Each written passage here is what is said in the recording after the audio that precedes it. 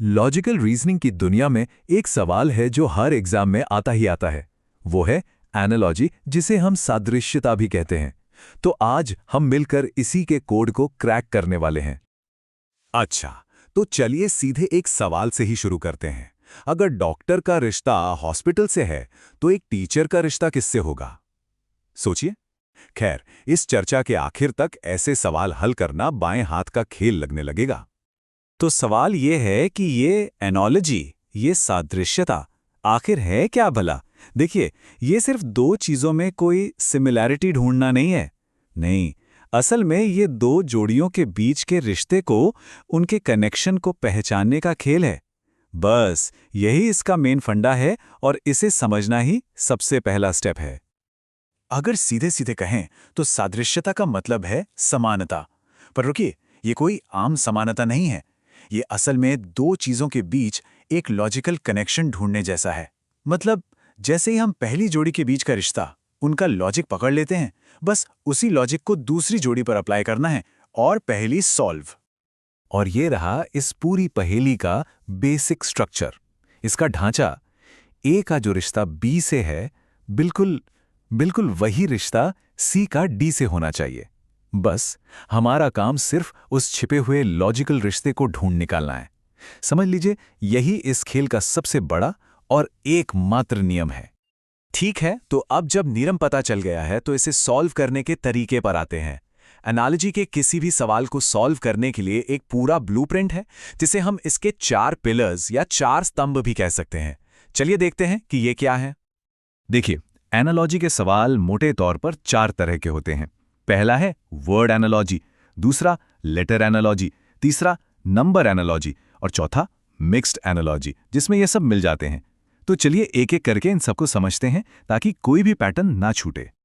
तो सबसे पहले बात करते हैं उन 2 टाइप्स की जो सबसे ज्यादा देखने को मिलते हैं, वर्ड और लेटर एनालॉजी। यकीन मानिए, ज्यादातर सवाल इन्हीं दोनों से आते हैं। वर्ड एनालॉजी में जो सबसे कॉमन और सबसे सीधा रिश्ता मिलता है वो है सिनोनिम्स का, यानी समानार्थी शब्दों का। मतलब ऐसे शब्द जिनका मीनिंग लगभग सेम हो। ये एग्जामिनर्स का फेवरेट पैटर्न है, क्योंकि इससे सीधे सीधे वोकैबुलरी टेस्ट हो जाती है। जैसे कि विशाल और भीमकाय, दोनों का मतलब क्या है? बहुत बड़ा। तो अगर पहली जोड़ी में ऐसा कोई रिश्ता दिख जाए तो काम कितना आसान हो जाता है ना? बस दूसरी जोड़ी में भी वैसा ही सेम मीनिंग वाला शब्द ढूंढना है। ये वाकई सबसे आसान पैटर्न्स में से एक है। चलिए अब एक और बहुत ही कॉमन पैटर्न देखते हैं।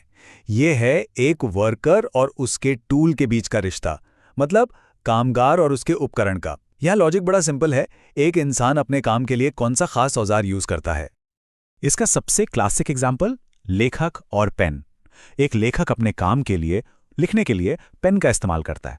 तो बिल्कुल इसी तरह अगर सवाल में एक जोड़ी डॉक्टर और स्टेथोस्कोप की है, तो तुरंत समझ जाना चाहिए कि ये वर्कर टूल वाला रिश्ता है, और दूसरी जोड़ी में भी यही लॉजिक लगाना है। अच्छा, अब एक और मजेदार रिश्ते को समझते हैं। ये है कॉज एंड इफेक्ट, यानी कारण और प्रभाव। यहां लॉजिक बहुत सीधा है। एक चीज होती है जो कारण है, और उसकी वजह से दूसरी चीज होती है जो प्रभाव है। पहला शब्द कारण और दूसरा उसका रिजल्ट। जैसे यहां देखिए, कार्य और थकान। ज्यादा काम करने का नतीजा क्या होता है? जाहिर है थकान।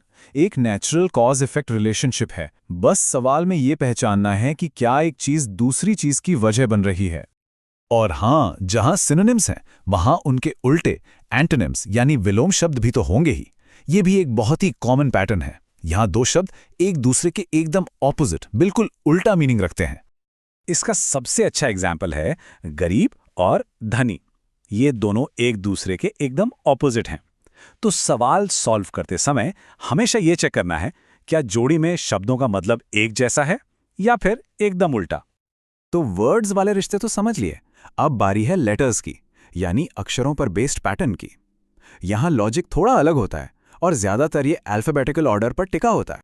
यहां मजे की बात यह है कि लेटर्स के बीच का गैप या उनकी पोजीशन एक पैटर्न बनाती है। जैसे सी के फौरन बाद डी आता है, लेकिन एफ के फौरन बाद जी। तो यहां एक खास सीक्वेंस फॉलो हो रहा है और हमें बस उसी सीक्वेंस को अगली जोड़ी में ढूंढना होता है।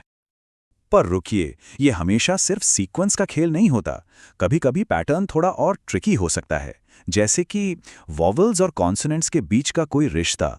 इस एग्जाम्पल को देखें तो पहले लेटर्स वॉवल्स हैं और बाकी कॉन्सोनेंट्स, तो मतलब हमेशा अलग अलग एंगल से सोचना बहुत जरूरी है। चलिए अब अपने अगले पिलर की तरफ बढ़ते हैं, नंबर एनोलॉजी। यहां शब्दों के मतलब की जगह हमें गणित यानी मैथमेटिकल रिश्तों को ढूंढना होता है। कभी कभी पैटर्न बहुत ही सिंपल होता है, जैसे कि किसी नंबर की डिजिट्स का टोटल। यहाँ 234 का रिश्ता 9 से क्यों है? क्योंकि 2 + 3 + 4 होता है 9, है ना? ये एक छिपा हुआ लेकिन बहुत आसान मैथमेटिकल लॉजिक है। एक और क्लासिक पैटर्न जो बार बार आता है वो है स्क्वायर्स और क्यूब्स का। जैसे 4 का रिश्ता 16 से है। क्यों? क्योंकि 4 का स्क्वायर 16 होता है और उसी तरह 8 का स्क्वायर 64 है। तो हमेशा addition, subtraction, multiplication, division, squares और क्यूब्स, इन बेसिक ऑपरेशंस पर नजर जरूर रखनी चाहिए। और अब आता है हमारा आखिरी टाइप, मिक्स्ड एनोलॉजी। ये लेटर्स और नंबर्स को मिला देता है। यहाँ लॉजिक ये होता है कि हर लेटर को अल्फ़ाबेट में उसकी पोजीशन के हिसाब से एक नंबर दे दिया जाता है, जैसे A मतलब 1, B मतलब 2 और ऐसे ही आगे। तो हमने अभी तक जो कुछ भी देखा उसका निचोड़ क्या है? उसका सार है पैटर्न पहचानने की कला। यही किसी भी एनालॉजी के सवाल को सॉल्व करने की मास्टर की है। तो ये है वो मास्टर की। जब भी कोई सवाल सामने आए, बस खुद से ये सवाल पूछने हैं, क्या ये शब्दों के मीनिंग का रिश्ता है? क्या कोई सीक्वेंस चल रहा है? क्या यहाँ कोई मैथमेटिकल ऑपरेशन हो रहा है, या फिर लेटर्स को उनकी नंबर वाली पोजीशन से जोड़ा गया है? इस चेकलिस्ट को फॉलो करने से कोई भी सवाल बचेगा नहीं। तो एक बात याद रखनी है, एनालॉजी सिर्फ एक एग्जाम का सवाल नहीं है, ये तो दुनिया को देखने का, चीजों के बीच कनेक्शन बनाने का एक तरीका है। अब जब इन पैटर्न्स को पहचानने की चाबी हाथ लग गई है, तो सवाल यह है कि हम अपने आसपास और कौन-कौन से छिपे हुए रिश्ते ढूंढ निकालेंगे।